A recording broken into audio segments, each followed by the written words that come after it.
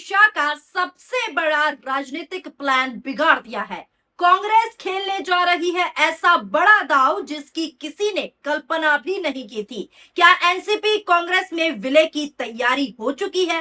क्या दिल्ली में हाईकमान के साथ अंतिम दौर की बातचीत पूरी हो गई है?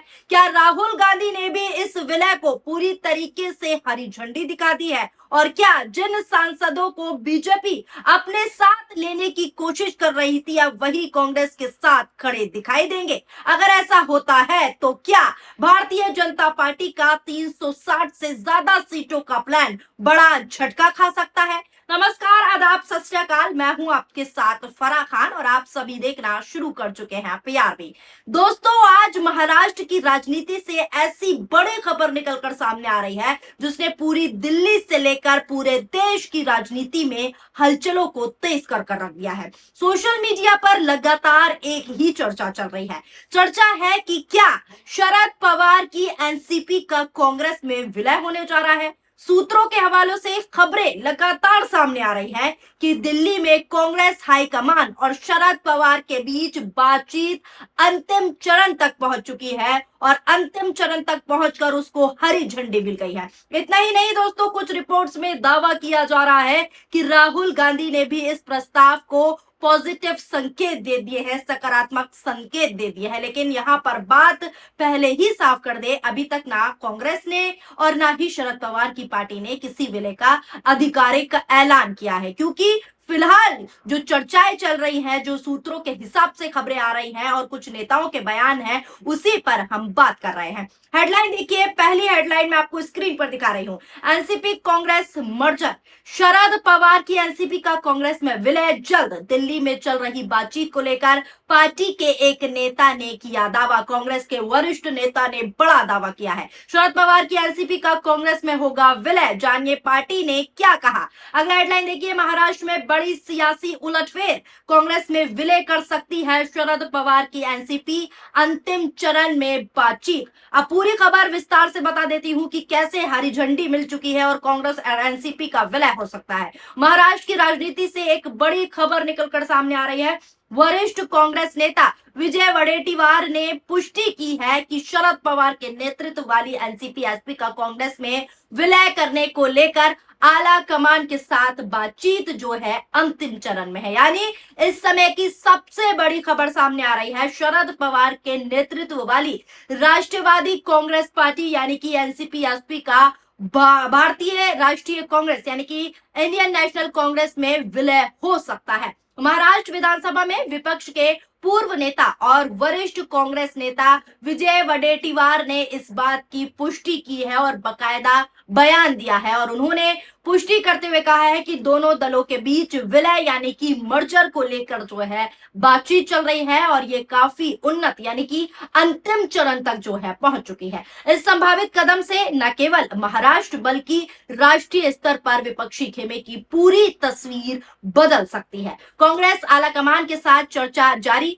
कांग्रेस नेता विजय वडेट्टीवार ने मीडिया से बातचीत की और मीडिया से बातचीत करते हुए साफ किया कि इस विलय को लेकर पार्टी के शीर्ष नेतृत्व यानी कि आला कमान के स्तर पर सकारात्मक बातचीत चल रही है। उन्होंने वैचारिक समानता पर जोर देते हुए कहा कि विलय के लिए हाई कमान के साथ बातचीत जारी है और हाई कमान के साथ जो बातचीत जारी है वो अंतिम चरण पर पहुंच चुकी है। जो लोग कांग्रेस और शरद पवार के धर्मनिरपेक्ष सेक्युलर आदेशों और सिद्धांतों में विश्वास रखते हैं, उन सभी का हमारी पार्टी में हमेशा स्वागत है। सूत्रों के हवाले से यह भी दावा किया गया है कि दिल्ली में दोनों पार्टियों के शीर्ष नेताओं के बीच कई दौर की बातचीत हो चुकी है और बातचीत पॉजिटिव वे में जा रही है और कांग्रेस नेतृत्व ने उन एनसीपी यानी कि शरद चंद्र पवार के विधायकों और सांसदों को शामिल करने के लिए हरी झंडी दे दी है जो इस विलय के पक्ष में है।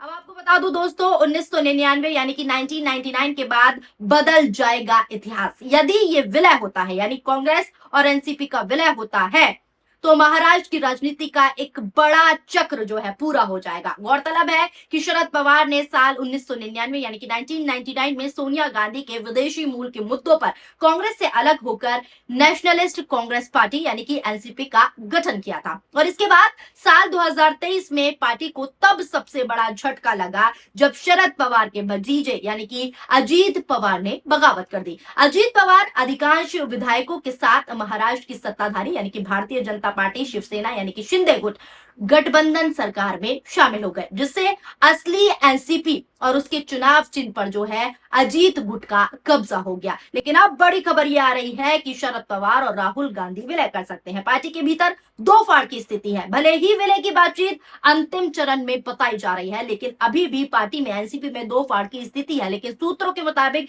85 वर्षीय शरद पवार की पार्टी के भीतर भविष्य को लेकर दो अलग अलग विचारधाराएं चल रही हैं, जो अलग अलग विचार चल रहे हैं। पहला गुट पार्टी का एक धड़ा कांग्रेस में विलय का पुरजोर समर्थन कर रहा है। उनका मानना है कि वैचारिक रूप से कांग्रेस ही उनके लिए सबसे सही विकल्प है, सबसे सही पार्टी है। और दूसरा कुछ पार्टी के कुछ नेता राष्ट्रीय जनतांत्रिक गठबंधन यानी कि एनडीए के साथ जाने के पक्ष में है। उनका क्या तर्क है? उनका तर्क है कि सत्ताधारी गठबंधन का हिस्सा बनने से उनके क्षेत्र के विकास कार्यों के लिए उनको फंड मिलना आसान हो जाएगा। फिलहाल जो पार्टी में है दो फाड़ हो चुके हैं। फिलहाल दोनों ही पार्टियों के राष्ट्रीय अध्यक्षों की ओर से इस पर कोई अंतिम या फिर आधिकारिक मोहर नहीं लगाई गई है, लेकिन इस सुगबुगाहट ने, इन अटकलों ने, इन संकेतों ने महाराष्ट्र के साथ साथ पूरे देश की विपक्षी राजनीति में हलचलों को तेज कर रख दिया है। लेकिन दोस्तों अब सबसे बड़ा सवाल इसी बीच यही उठ कर आ रहा है कि आखिर शरद पवार ऐसा कदम क्यों उठाना चाहेंगे?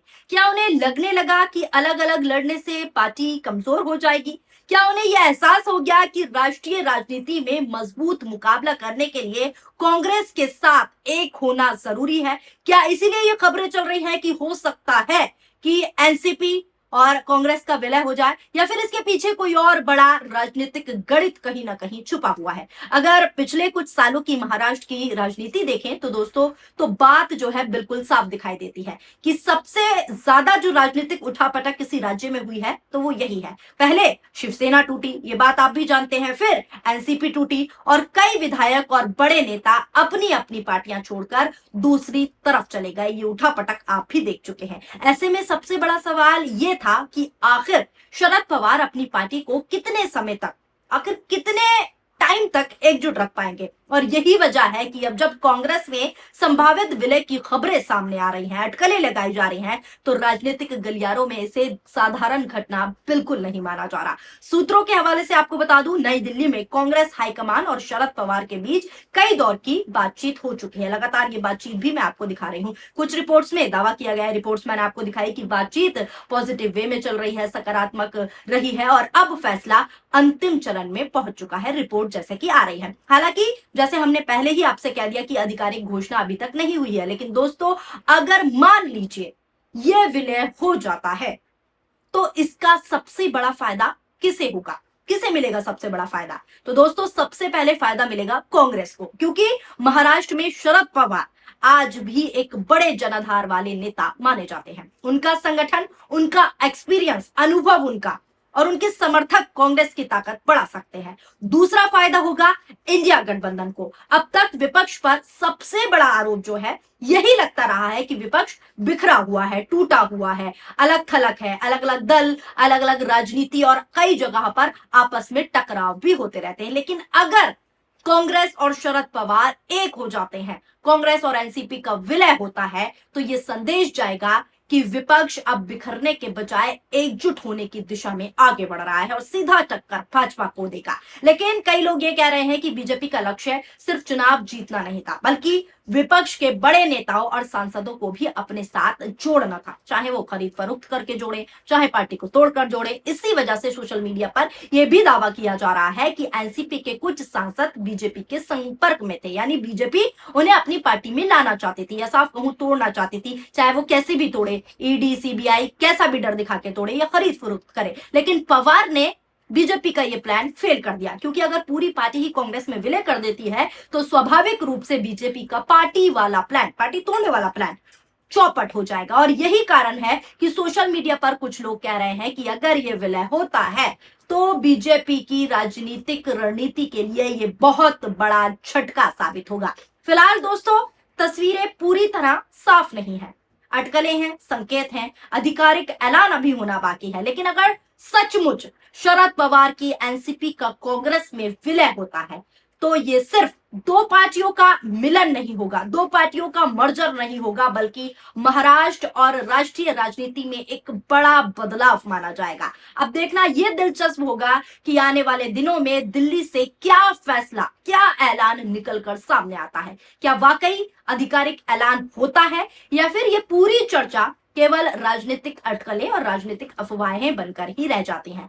आपकी क्या राय है? आप अपने राय कमेंट में जरूर दीजिएगा कि क्या शरद पवार को कांग्रेस में विलय कर लेना चाहिए? क्या इससे भारतीय जनता पार्टी पूरी तरीके से झटका लगेगा उसको, या बीजेपी को कोई खास फर्क पड़ेगा? आपकी क्या राय है? नीचे कमेंट बॉक्स में हमें अपनी प्रतिक्रिया जरूर शामिल कीजिएगा। वीडियो पसंद आई हो तो वीडियो को लाइक कीजिए और हमारे चैनल पीआरबी को सब्सक्राइब करना ना भूलें। शुक्रिया, धन्यवाद, नमस्कार, जय हिंद, जय भारत।